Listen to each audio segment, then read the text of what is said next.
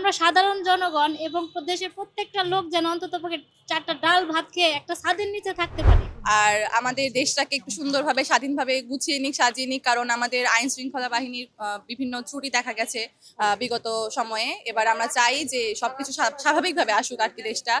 এই বাংলাদেশে যেন হচ্ছে সব দলের সমান একটা অংশীদারিত্বকে বজায় রেখে যেন তিনি হচ্ছে আগামীর বাংলাদেশ গড়ায়।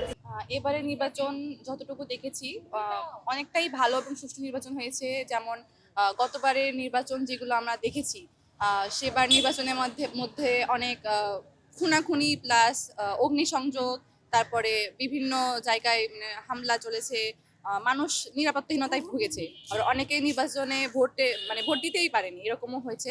বাট এবার আমরা আমাদের আশেপাশে সবাই আমরা দেখলাম যে সবাই স্বতঃস্ফূর্তভাবে ভোট দিতে গেছে, ভোট দিতে পারছে, এটাই অনেক। আর কারণ গতবারের নির্বাচনগুলোতে তো মানুষ আসলে ভোটই দিতে পারতো না, এবার তাও সবাই যে নির্বাচন কেন্দ্রে গিয়েছে ভোট দিছে। আর ভোট গণনার সময় হয়তো একদম শেষের দিকে কিছু একটা মানে হয়েছিল, ওই জন্য যেরকম আমরা দেখেছি যে ঢাকা ৮-এর আসনে এই ভোটটাকে নিয়ে অনেক সমালোচনা হচ্ছে।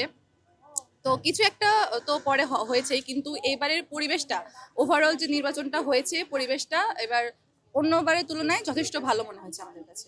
অঞ্চল ভিত্তিক কোনো আমাদের গুরুজন বা যাদের কাছে আমরা সমস্যার কথা বলবো এরকম কেউ ছিল না। এখন যেরকম প্রতিটা জেলায় জেলায় আমরা এমপি পাচ্ছি, তাদের কাছে আমরা আমাদের সমস্যার কথা বলতে পারবো। তখন যে যেভাবে পারছে, যাকে পারছে মানে নির্যাতন চালিয়েছে বিভিন্ন বিভিন্ন দলের কর্মীরা। বাট কারোর কাছে আমাদের আসলে তখন বিচার চাইতে যাওয়ার সুযোগটা ছিল না। কিন্তু এখন নির্বাচন হওয়ার মাধ্যমে আমরা আমরা চাই যে সেটা আবার সবকিছু আগের মতো স্বাভাবিক অবস্থায় ফিরে আসবে। আর আমাদের দেশটাকে একটু সুন্দরভাবে স্বাধীনভাবে গুছিয়ে নিক, সাজিয়ে নিক, কারণ আমাদের আইন শৃঙ্খলা বাহিনীর বিভিন্ন ত্রুটি দেখা গেছে বিগত সময়ে। এবার আমরা চাই যে সবকিছু স্বাভাবিকভাবে আসুক আর কি দেশটা।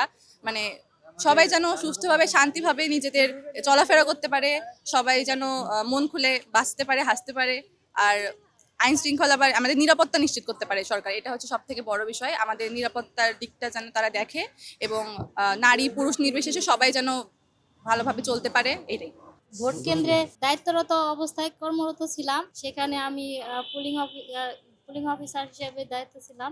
আমি নিজে ভোট কেন্দ্রে দায়িত্ব পালন করছি এবং দেখছি যে মানুষ অনেক কষ্টের পরে যে বাংলাদেশ, সেই বাংলাদেশে এবং খুব আনন্দের সহিত ভয় ছাড়া নির্ভয়ে তারা ভোট কেন্দ্রে গেছে এবং যার যার মনের ইচ্ছা মতো, মনের খুশি মতো তারা ভোট কেন্দ্রে যায়, উপস্থিত থেকে নিজের সাথে ভোট দিছে এবং আমি দায়িত্ব পালন করছি। তবে আল্লাহর কাছে চাই যে তারেক রহমান চেয়ারপারসন, আল্লাহ তাকে সর্বোচ্চ মোকামে পৌঁছে দিছে।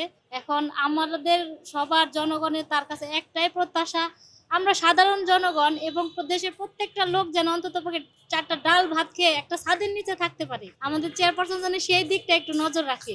বাংলাদেশ আমরা আগামীতে দেখতে পারি এবং এই বাংলাদেশে যেন হচ্ছে সব দলের সমান একটা অংশীদারিত্বকে বজায় রেখে যেন তিনি হচ্ছে আগামীর বাংলাদেশ গড়ায় অংশীদারত্ব রেখে যেন কাজ করেন, এটাই হচ্ছে তার কাছে আমাদের হচ্ছে প্রত্যাশা।